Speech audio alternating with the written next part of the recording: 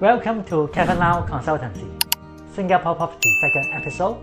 This is about the tax involved when you buy or sell your property. So in Singapore, there are 5 types of tax or duties that it will be involved in a transaction. So which is what we call Buyer's Stamp Duty, BSD, Additional Buyer's Stamp Duty, ABSD, Seller Stamp Duty, SSD. If you buy commercial or industrial, there will be GST, Good and Sales Service Tax, as well as when you do mortgages. Maximum, you need to pay $500. Last but not least, there will be property tax when you hold the property, as well as when you rent it out, there will be an income tax as well. In this episode, we are going to talk about BSD, ABSD, and SSD. For Buyer's Stamp Duty, everyone in Singapore, when they buy the property, they need to pay. This is the rate. You can see in this table. I have you already to calculate. For 1 million, you need to pay 24,600. For 1.5 million, you need to pay 44,600. And then 3 million, you will need to pay almost 120k. So the higher of the property price, the higher will be the BSD. So the second one will be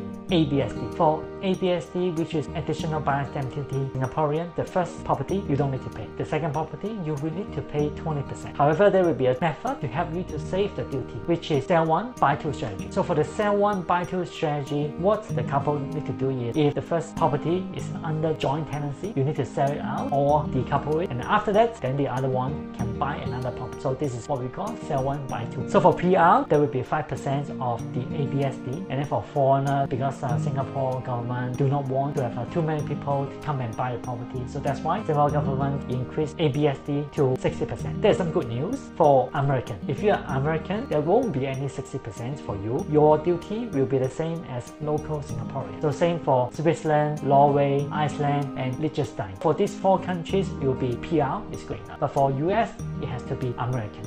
So after we talk about the ABSD, the last is when you sell the property, you need to pay the Seller Stamp Duty. The Seller Stamp Duty, or SSD, is the government want to hold on the property for a longer time. So if we hold on below the 1 year, we need to pay 12%. Below 2 years, we need to pay 8%. Below 3 years, we will need to pay 4%. And more than 3 years, it won't be any SSD. Okay, that's all. Share with you the buying or holding on the property when you are in Singapore. What kind of tax we need to pay when we do the transaction.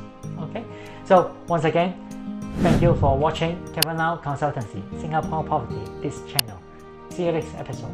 Bye bye.